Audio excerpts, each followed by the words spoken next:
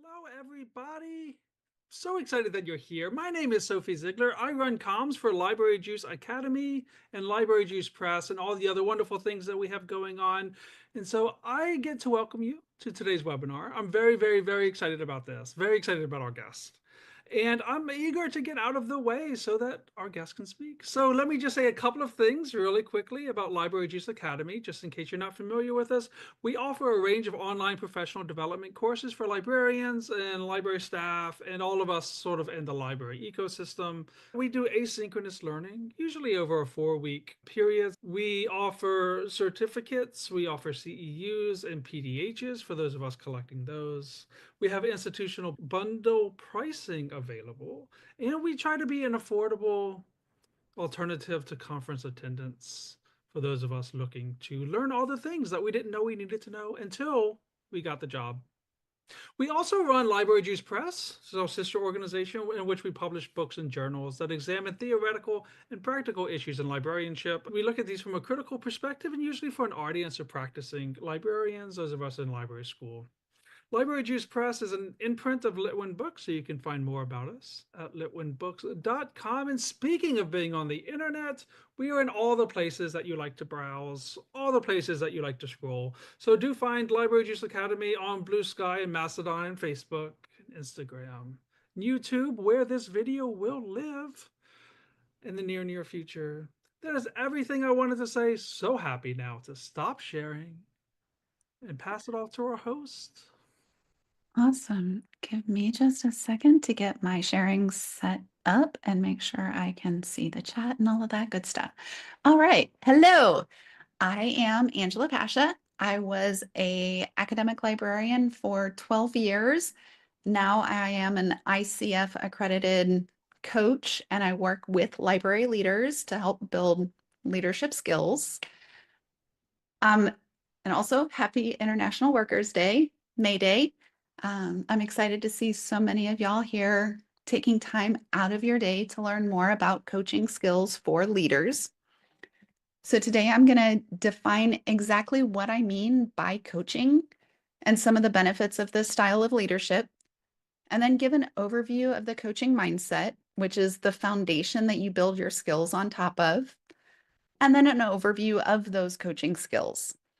Since this is just an overview and there's only so much that I can fit into our time together today, I'll also be sure to include information at the end of the presentation about where you can learn more about this approach. I believe that libraries would become much better spaces for workers if more library leaders developed more of a coaching mindset and learned some core coaching skills. So as you listen today, please keep in mind the question of how you can apply this to your own context and what support you can find within your network to help you embrace more of a coaching mindset and start actually using some of these skills. I know how easy it is to attend a webinar or a presentation, walk away with some great ideas, go back to work, and some stuff starts coming at you, and you wind up leaving those ideas sitting on a shelf, collecting dust somewhere until they get buried under more great ideas that you never get around to actually using. Like I said, I was a librarian for 12 years. I've been there, done that. So I'm going to ask again at the end, how will you take at least one baby step over the coming week toward actually putting some of this into practice? And one logistical note, please feel free to pop any questions that come up for you along the way in the chat. It might take me a minute to see it because I'm not always great at splitting my attention, but I'll do my best to pay attention. All right. There we go. So when you think about coaching, what comes to mind for you?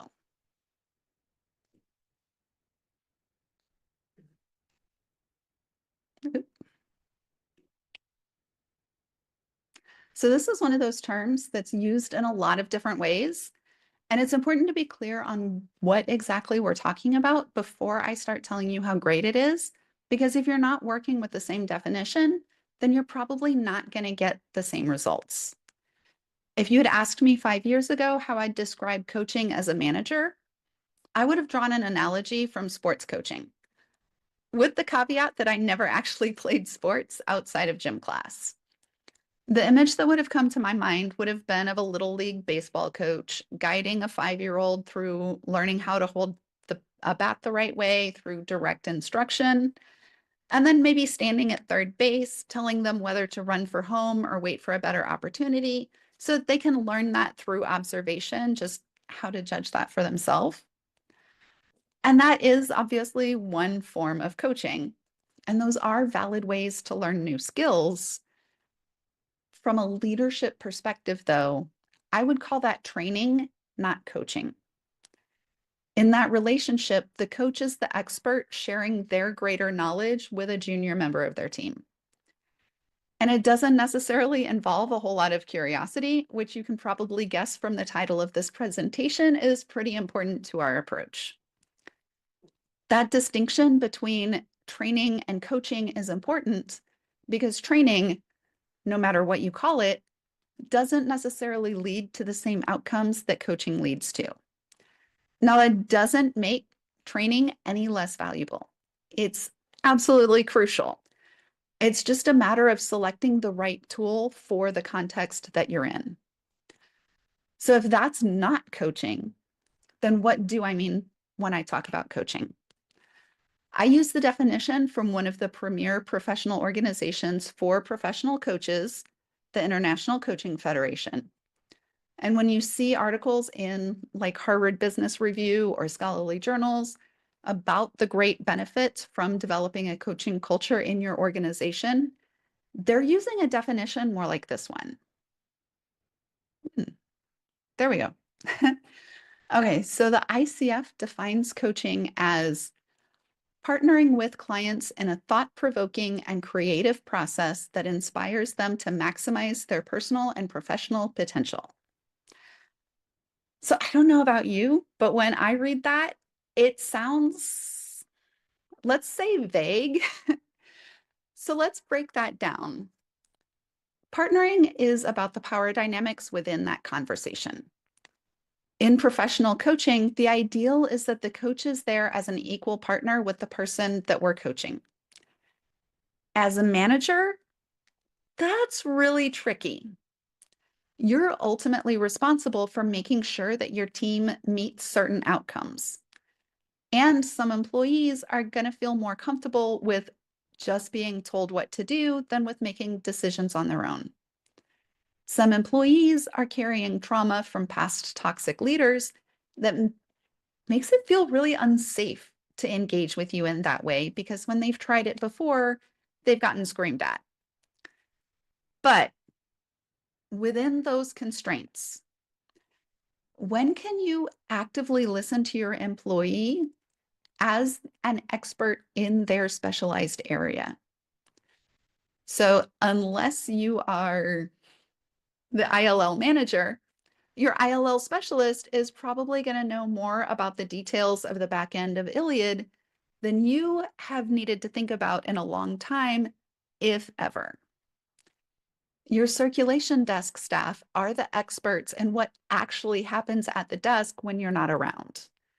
So maybe you see one image until 5 p.m. or 7 p.m. or whatever, but then, 9 until midnight, they're telling you it's totally different. They're the experts on that because they're the ones that are there. The ideal times to choose your coaching hat instead of training or some other hat you could wear as a manager is when you have room to give your team member autonomy in some area. So maybe neither of you have any choice in what outcomes they need to achieve, but when can you let them be the one to decide which path to take to get to that outcome? So if we're talking about a financial report process that has to be done the exact same way every time, that's a time for training. If we're talking about planning a story time or an outreach event, there are many different ways to reach similar outcomes. And those would be the times to lean into more of a coaching approach. The thought-provoking and creative process part is really about asking a lot of questions that are intentionally worded to provoke deeper thought on a topic.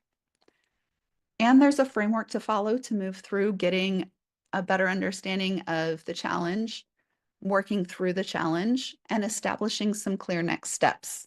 So it's not just aimlessly asking any and all questions that come to mind. So, for example, Jane comes to me for advice on how to proceed on planning a big event. She's trying to decide how to select speakers to invite to present at a celebration of faculty publications at her academic library.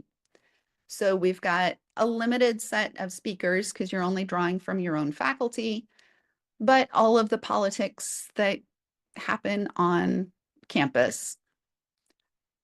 Instead of jumping in with how I would do things, I might start by asking what ideas she's already thought of, and then ask more questions to explore each of those different options, and then ask more questions that help Jane move toward a decision. Sometimes these questions lead to a whole new idea that Jane hadn't thought of before. Sometimes it helps Jane articulate a concern that has been kind of like in the back of her head, but not really well articulated until now, that leads her to discard one of those options and get more comfortable with a different one.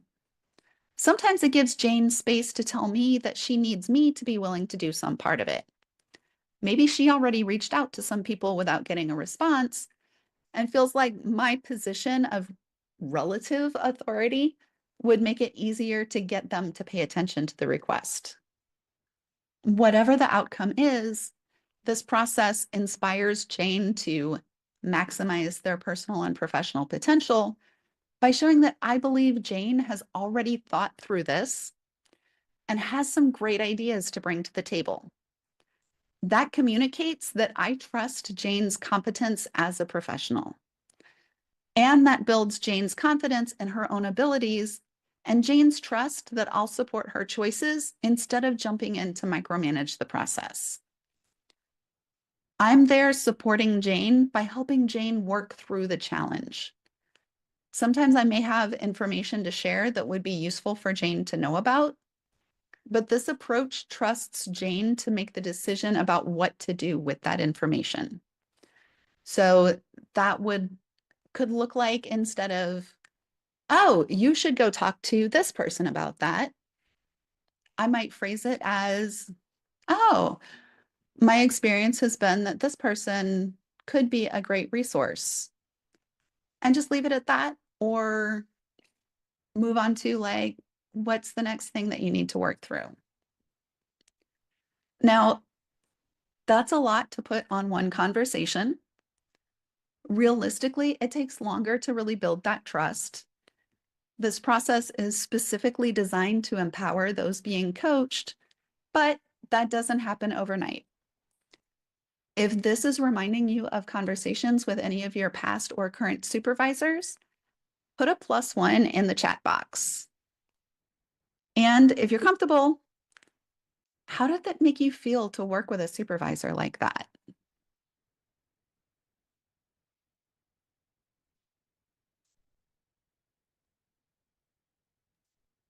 Mhm.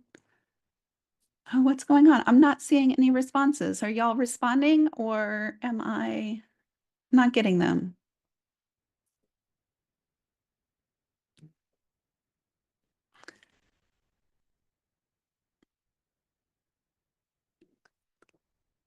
All right. If you're responding, I'm not getting it. I don't know what's going on. This is a new feature here. All right, so I will just move on. I could go on and on about how coaching benefits you and your team. So I'm going to limit myself to just a few here. Empowering your team members to take ownership of their work sounds great for them, but what's in it for you? More time. To be fair, you may need to invest a little more time up front to coach them and get them used to this approach. I like to say that coaching is an investment that pays dividends over time. Oop, I'm seeing the Q&A. Oh, it says chat is disabled. Thank you. I don't, we, okay. Hopefully chat's working now.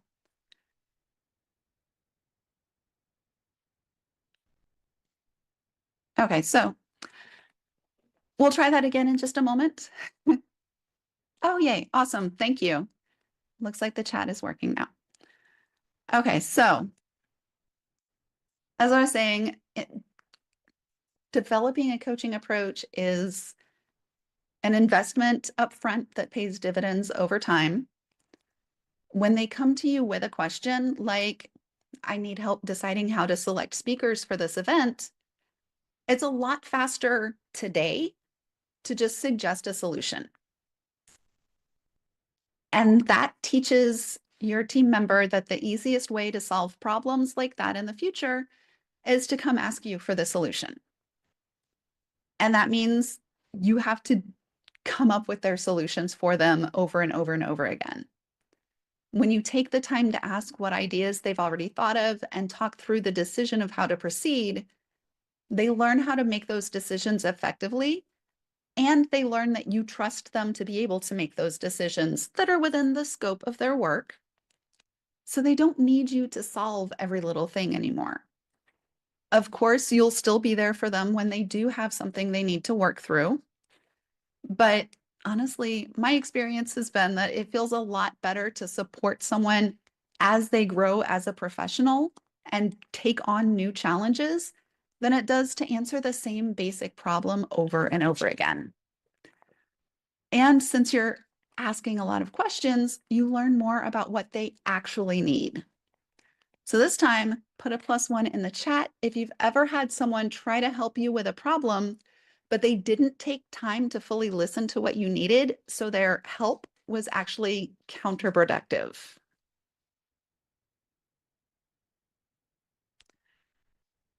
Yeah, we're getting a lot of +1s here.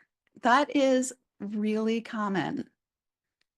It comes from good intentions, but you know how important it is to pay attention to the impact. And we don't want to see this impact. Intentionally using a coaching approach helps you to slow down, ask questions, and listen so that you can actually provide the support that your team member needs. The other problem with just offering what you think they need is that it often adds more onto your plate. Here's how I can help you. And so now you have more work to do. Do you really have time to add more tasks to your workload if you're not 100% sure that that's the best way to help that situation? Sometimes what they really need is something that you can hook them up with, like a training resource or a library juice class, instead of anything that you can personally offer. And that is great news for your workload. This also helps you identify the underlying cause of problems instead of continually putting band-aids on deeper issues. So imagine you have someone closely monitoring how every person uses the staff break room, and you try to address that symptom by asking them to stop hovering and telling people the right way to load the dishwasher or whatever the issue is. So they stop doing that and they start posting signs all over the place. And yes, this is inspired by a real situation that someone I worked with dealt with. We can play whack-a-mole with symptoms until we're just burned out, or we can take the time to figure out what's behind those symptoms. In this case, it was a library that was going through a renovation, and the team felt like nobody in administration was listening to what they were trying to say about what they needed from this space. And so this person was trying to grab control any way they could. All right, so all of this combines to improve employee morale so that they feel heard and supported, which motivates people to be more engaged and collaborative and reduces those negatives like quiet quitting and turnover. Now, those were all results that you can find in the literature on using a coaching approach to leadership. I thought I'd also share some direct quotes from past participants in my intensive small group program about how adopting a coaching approach to leadership has personally benefited them. So, on this first one, the full quote is, "This program helped me develop my active listening skills, be less reactive and more reflective, and to feel less overwhelmed as a manager with a large number of direct reports." This next quote feels relevant to a lot of us in libraries who are somewhat conflict averse. "Difficult conversations and conflict more generally feel less anxiety inducing. I see them as a site of analysis rather than an uncomfortable situation that needs to be quashed immediately." And finally, this one honestly kind of surprised me. "I've become better at parsing out what is actually within my wheelhouse to solve, which has led me to have better boundaries around my time and energy."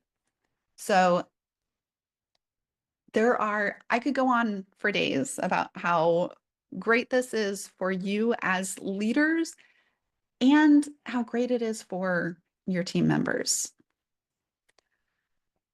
So, I mentioned in the beginning that a coaching mindset is the foundation that you build your coaching skills on top of. So, what is it? At the heart of it, adopting a coaching mindset is about embracing curiosity. As librarians, we talk a lot about encouraging lifelong learning, but for so many of us, when we step into a leadership role, our ideas about what it means to be in charge, and honestly, some of our insecurities about living up to those expectations, can override that openness. That shift into leadership can feel like taking on the responsibility for having all of the answers and taking care of our team, while also making sure that our team meets expectations in a way that reflects well on us. And that can lead to giving a lot of that sort of advice that isn't always great advice because you didn't fully listen to what they need, and feeling anxiety whenever someone on your team does something differently from how you would have done it. Adopting a coaching mindset helps you get back into a curious learning mindset. Before you assume you know what's going on or the best way to do a thing, ask yourself whether there might be more to the situation than you already know. When you lean into your curiosity, frustrating situations can become puzzles to work out. Mistakes become lessons to learn from. And explicitly adopting a coaching approach to leadership gives you permission to embrace that curiosity and let go of that pressure to have all of the answers. Focus on moving forward. This is about staying focused on how we're going to reach our goals. When you embrace curiosity for curiosity's sake, it's a lot of fun, but it's really easy to wander off on some tangent and get lost in the weeds over there. Or to do a deep dive dissection of everything that went well and every little tiny detail that went wrong in the program that you ran last week. Assessing your past programs is really useful in helping you think through how to do better next time, of course. But that deep dive can become counterproductive when you wind up beating yourself up for some little mistake or worry about assigning blame for why this thing went wrong. So, this is about staying focused on what we're trying to achieve, finding those lessons from the past that help us improve, but not getting derailed by shame, blame, or what if. Listening to your intuition, but not letting implicit biases masquerade as intuition. Of course, that means also doing the work to understand implicit biases and structural oppression. Staying fully present in the moment with the person that you're coaching. If your mind is on your meeting with your boss right after this meeting with your team member, then you're not actively listening to them and you won't be all that effective in coaching them. Acknowledging that the person that you're coaching is responsible for their own choices. That's a tough one for a lot of leaders that I work with because you want everyone on your team to thrive and succeed. And sometimes someone is going to make choices that just frustrate you. But they may be doing calculations about how to allocate their energy that include factors that you don't know about. And even if they're not, we can't embrace mistakes as lessons without allowing space for people to make mistakes and learn from the consequences of those choices. Using a coaching approach is not an alternative to consequences for bad behavior. Using a coaching approach helps you support them in developing as a professional, and it can build a relationship that makes it easier to have very clear discussions about expectations and consequences. But when you fail to follow through with the consequences that you outlined, you're withholding their opportunity to learn from a mistake. How's that one for a reframe? A lot of leaders like feel so bad about having to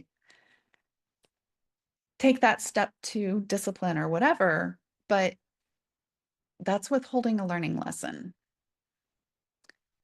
And that leads to recognizing when you need to switch gears or get outside help. Using a coaching approach is great for a lot of contexts. Coaching can be used as a strategy to address performance shortcomings, but it can be even more powerful when used to support professional development. But you always need to keep more than one single tool in your toolbox.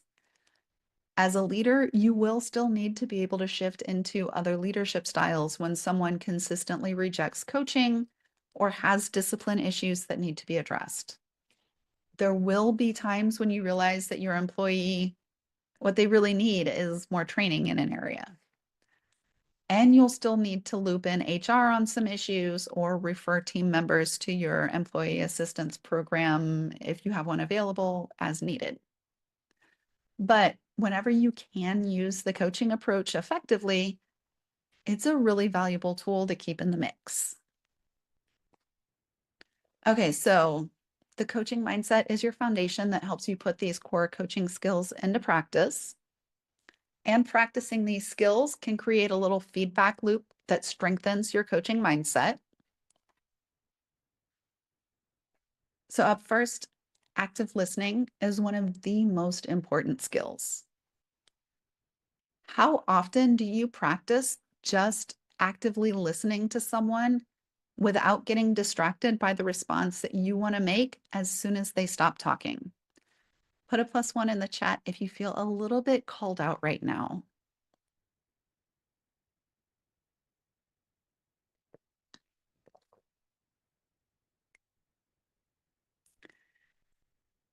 Yeah. So thank you for those of you who are being honest. I bet a lot more people feel that way and are just not speaking up because we're not encouraged to just listen to understand all that often. We're expected to have that response right away, and that gets in the way of that active listening. In coaching, yeah, so hard. In coaching, active listening means using all of your senses, listening to the words that are being said, but also what's not being said and how they're being said, as well as paying attention to the body language of the person. If they're discussing ideas for a project, do they suddenly light up when they mention one possible way to go? Or do they shift their tone of voice in a way that feels like a 2-ton weight just got dropped on their shoulders? It's important to note that this means focusing on what's normal for that person, not how well they conform to body language norms at a cultural level. So, for example, neurodivergent folks might have body language that doesn't always fit your norms. So, if they're comfortable enough to really be themselves around you, It's important to pay attention to their baseline and watch for changes from that. So, eye contact is one of those things that's kind of a regular thing to talk about here. We think of eye contact as signaling that you're paying attention, but I know some people that if they're giving you eye contact, they absolutely are not actively listening to you. They're focused on the eye contact.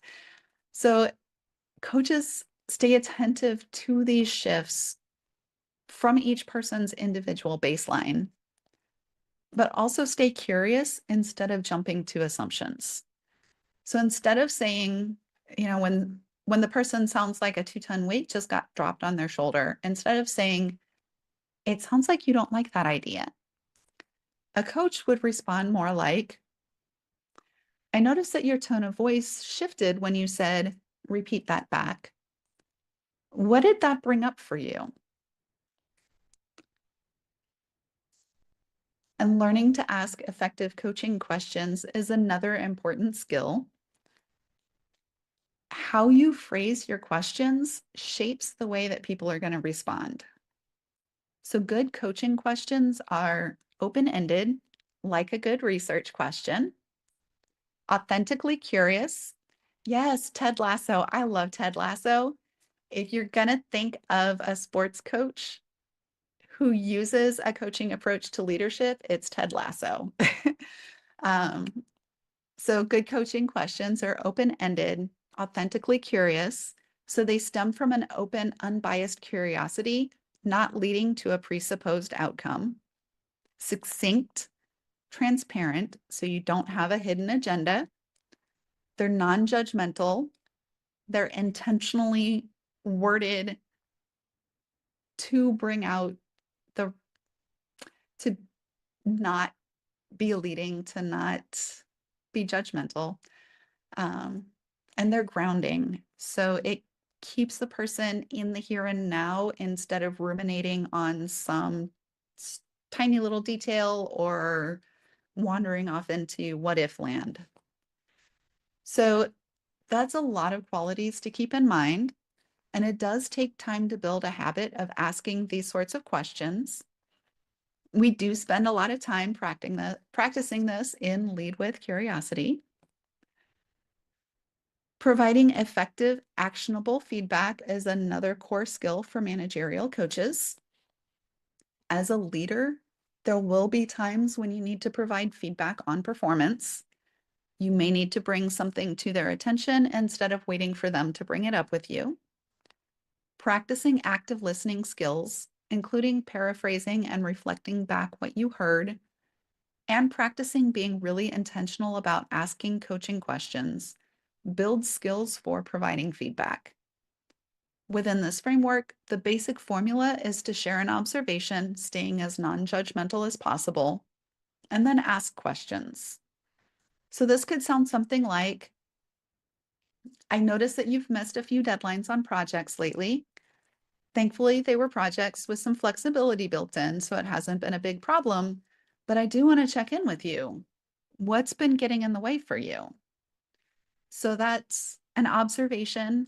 You're not in trouble right now, but I'm concerned. And here's an open-ended question. Next, I mentioned staying focused on moving forward as a trait of the coaching mindset. Actually keeping a conversation with someone else focused on moving forward is a whole other skill to build on top of that shift in your own mindset. And when coaching your team members, you will need to be mindful about balancing individual versus team interests and all of the messy interpersonal dynamics that go into the day-to-day work of leading a team while finding opportunities to use a coaching approach. So for one example, imagine you lead a department of 5 librarians. You have one individual who is a superstar in their own professional development, publications, blog posts, presentations, etc. But they're not consistently doing their part to support team projects. Maybe they're even consistently dropping the ball on their parts. As an external coach working with an individual, I can focus on identifying their personal goals and then support their success and doing things that will best support their personal goals without even really asking how it affects their team. The only way that becomes relevant for me is if one of their goals is to move into a management position, in which case those interpersonal dynamics become directly relevant. As their leader, though, you have a responsibility to the team to make sure that everyone is contributing equitably. If you don't address this issue, then there's a risk that other members of your team are going to become resentful of the imbalance or take this as an indication that they also are free to neglect the team projects in favor of the work they prefer doing, or both. Both is always an option. And that makes this a really important skill to develop. All right, so this has been a lot of information, and most of it from sort of the airplane at cruising altitude perspective. So, what are some really small ways to start to implement this approach? Here's one example scenario that I have permission to share, and the names are made up, of course. So, a manager described an incident like this. I had two direct reports working at the circulation desk and noticed that a line of students was building up.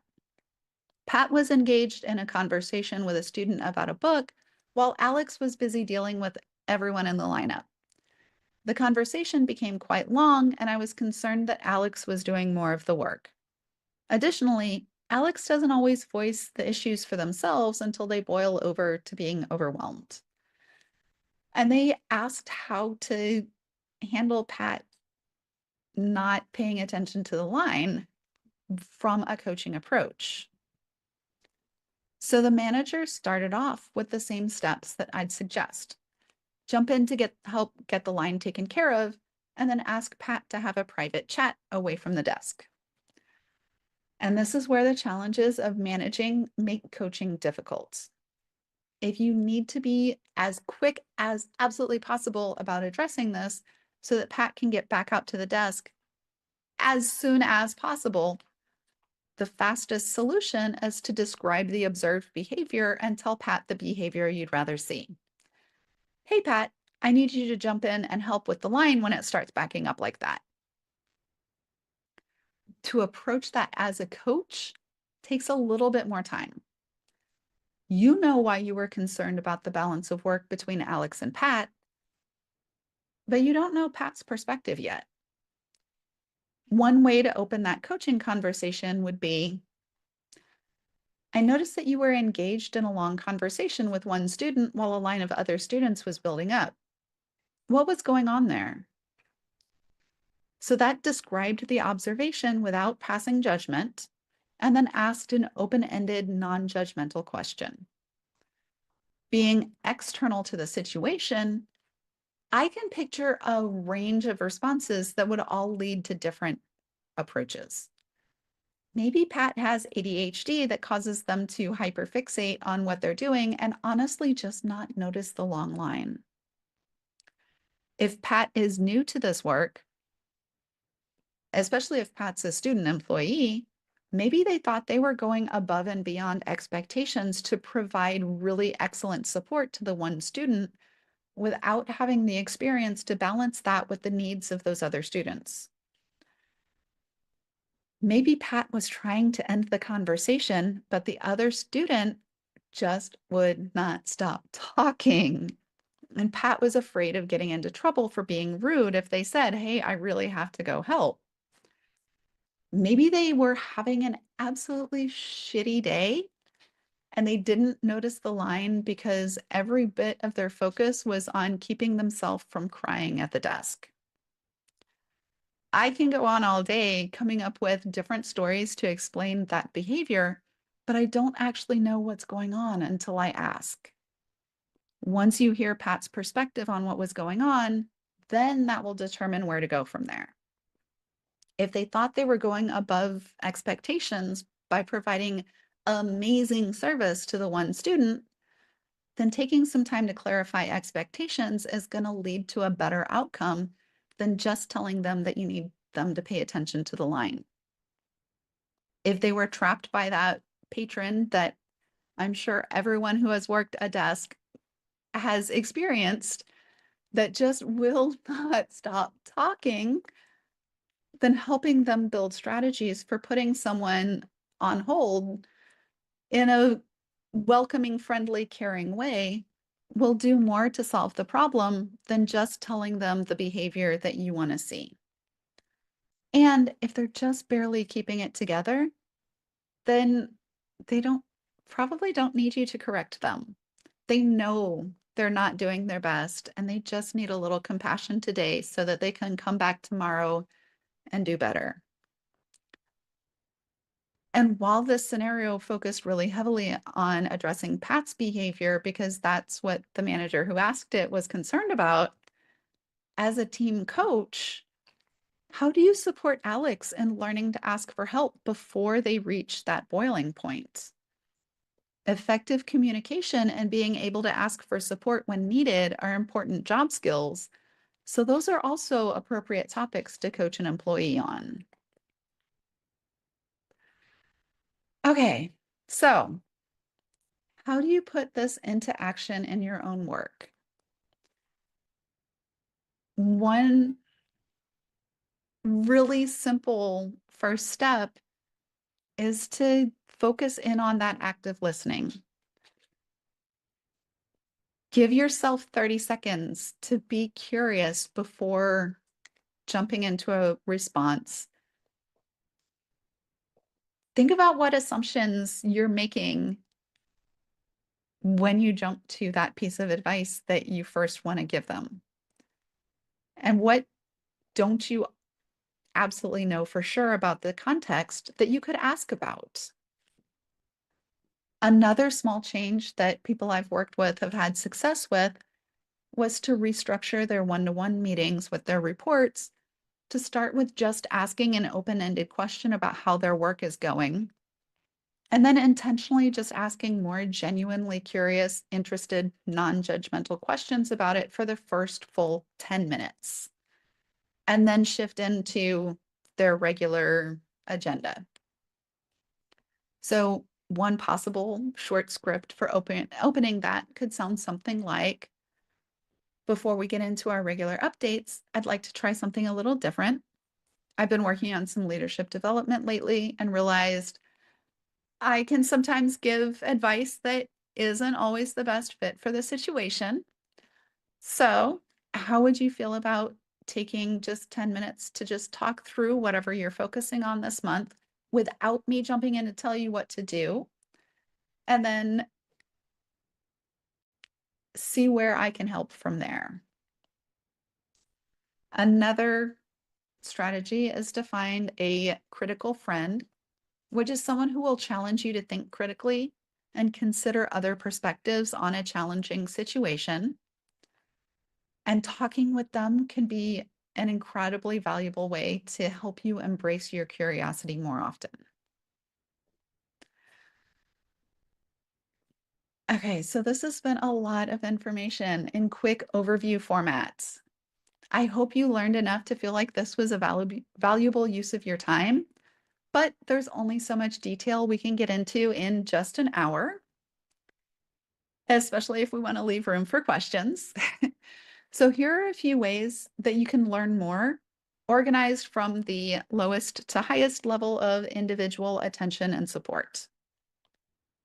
First, sign up for the Coaching Librarian newsletter, which is completely free. If you check that box on the registration form, then I'll add you as soon as I get that report. Otherwise, you can visit leadwithcuriosity.org/newsletter to sign up. About every other week, I send out a newsletter discussing some topic related to using a coaching approach to leadership. It's not like a structured course, but it does help you bring in a small little component over time, taking baby steps. The next option would be to sign up for my new mini course, Cultivate Curiosity. That's currently on an introductory rate of only $25. This is a series of emails that does a deep dive into the coaching mindset using the components outlined by the International Coaching Federation and translating them to a library leadership perspective. You get one intro email about an hour after signing up, and then one email each Monday for 8 weeks that includes specific ideas for how you can start to adopt that part of the coaching mindset.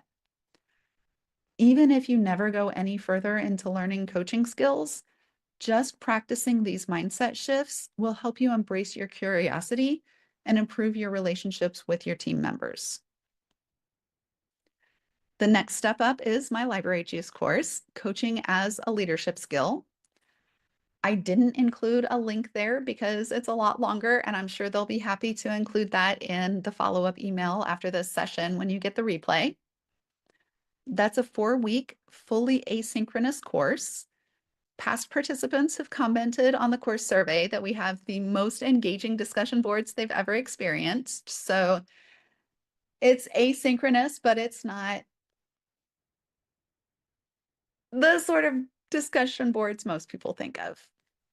The next session of this is coming up in July. And finally, I offer a more intensive program live via Zoom. And I started doing that because of feedback on the Library Juice class, because some people wanted to take that next step further. The next session is a summer intensive format. We start with a 4-day jumpstart in July. We meet for an hour and a half each day on Zoom, but then have about 3 hours of homework each day, which makes it feel pretty intense to me.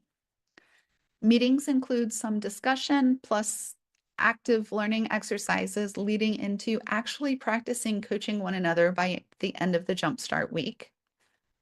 After that July Jumpstart, we'll have twice monthly meetings from August through October to support you in really building new habits and working through any challenges that come up in actually using this coaching approach with your team.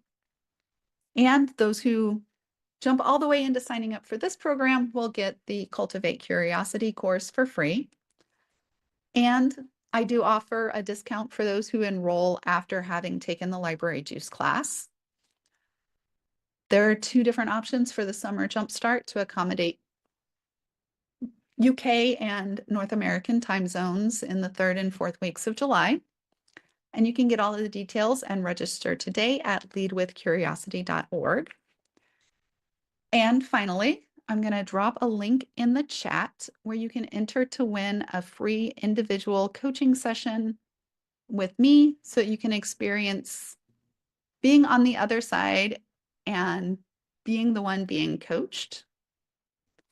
You drop that in there right quick. In a free coaching session, I focus entirely on coaching you through something that you're currently dealing with, not trying to make a sale. This isn't like being invited to hear about a timeshare. Okay, so I warned you at the beginning that I'd be asking this. How are you going to take at least one baby step over the next week toward actually putting some of this into practice? If you feel up to it, go ahead and pop that in the chat.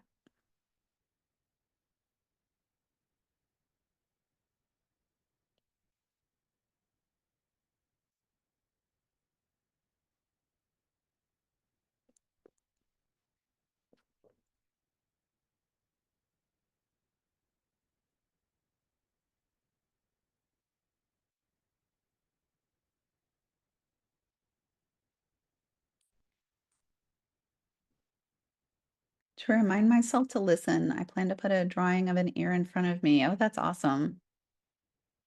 Active listening is what I need to focus on. Restructure my you, me meetings with my staff to start with a coaching question. That's awesome.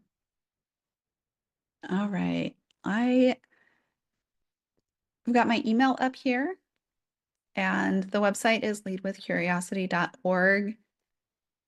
I'm happy to answer any questions you have here while we have time. And if there's something we don't get to, feel free to email me. Um, if you are interested in learning more about any of this, even if it's like talking through which option you might be interested in, I'm happy to schedule a free, no obligation, no pressure, anything consultation to chat on Zoom one-to-one. So yeah, and I'm going to stop sharing and check on, are there any questions in the Q&A tab that you saw, Sophie, that weren't about chat not working?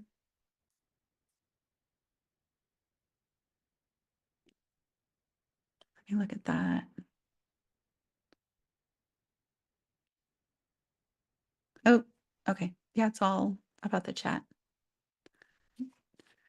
All right. Anybody have any questions?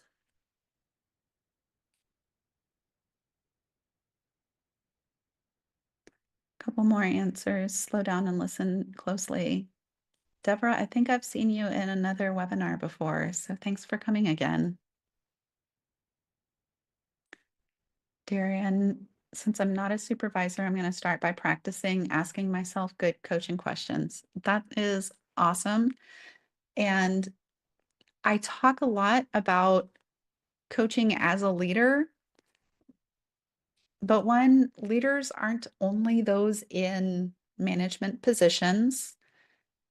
If you are leading a committee, you're in a leadership position. If you are that person that welcomes the new junior employee and goes out of your way to support and provide some mentorship, that's leadership.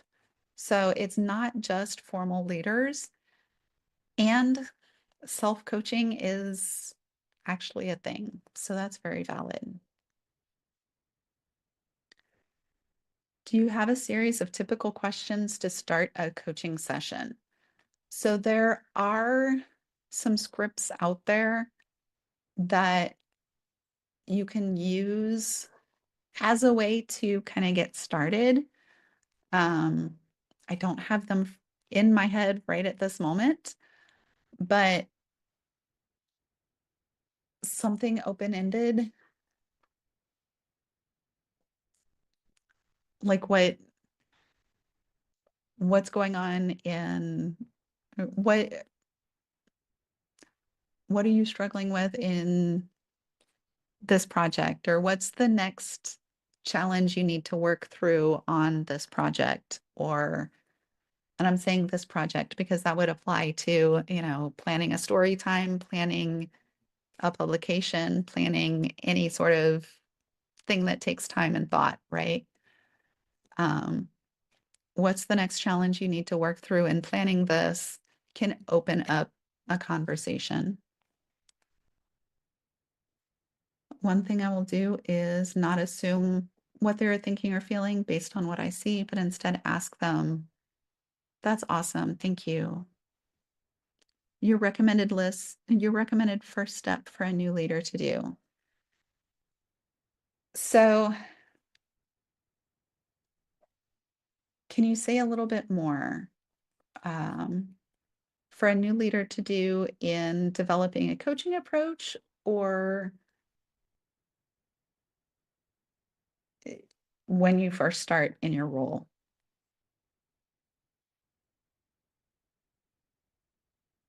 To set a positive tone with the group they're leading. So reading that, I'm assuming when you are first starting out in a new leadership role, to come in, what's the first step to set that positive tone with the group that you're leading? Ask a lot of questions. A lot of new leaders come in and feel insecure and want to show that, yes, I am qualified for this job. You made a good hire.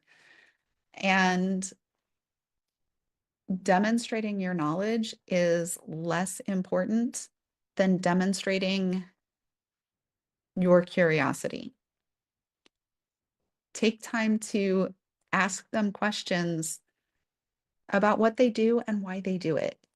I want to understand every little detail and I want to understand what's important to you. And I want to understand what you're frustrated with, what you wish we could change.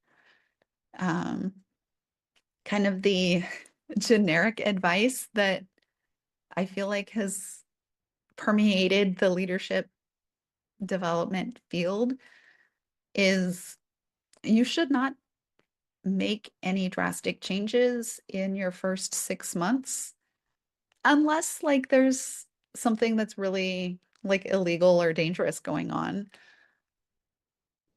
because you need to come in and learn and listen and find out what's going on there and focus on building that trust. Um, and you do that by listening. And that feels so simplistic, but sometimes simple is the best way.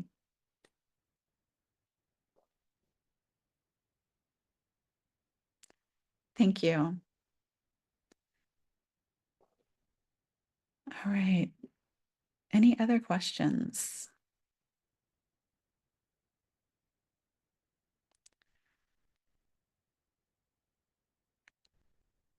All right. I would love to hear from all of you. Like I said at the beginning, I feel like an evangelist. I feel like coaching, developing this coaching approach, leaning into your curiosity, practicing active listening would go so far to make things better for library workers. It doesn't fix cuts to the IMLS. It doesn't fix the people wanting to ban books. It doesn't fix stuff from outside, but it can improve what's going on inside. And if we can get to where we are all working together towards shared goals against those forces instead of fighting one another within the library, that would be absolutely amazing to me.